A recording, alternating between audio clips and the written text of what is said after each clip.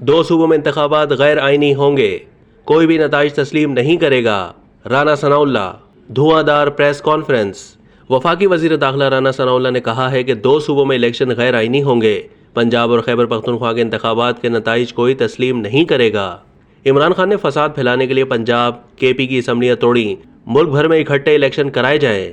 فیصل آباد میں press conference کرتے ہوئے رانا ثناء اللہ نے کہا ہے کہ عمران خان ملک میں تباہی اور انارکی چاہتے ہیں، شرم کرو، تسلیم کرو کہ میں نے بڑی محنت سے ملک کے حالات خراب کیے۔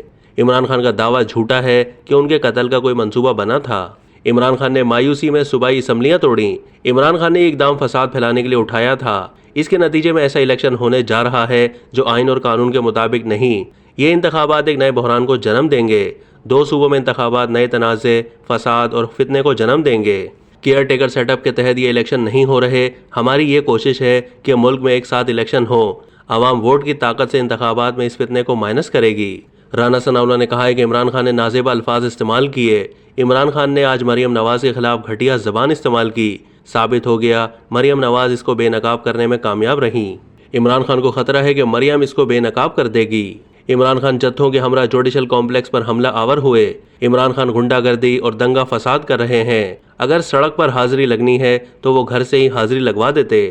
مسلح جتھوں کے ساتھ عدالت جانا غنڈہ گردی ہے۔ وزیر داخلہ نے مزید کہا کہ آپ کہہ رہے ہیں کہ بشرا بی بی کا سیاست سے کوئی لینا دینا نہیں۔ کیا بشرا بی بی کی ہیرے کی 5 کیرات کی انگوٹھی اور ٹرانسفر پوسٹنگ سے بھی لینا دینا نہیں؟ عمران خان نے ملکی خزانے کو 5 ارب کا ٹیکہ لگایا۔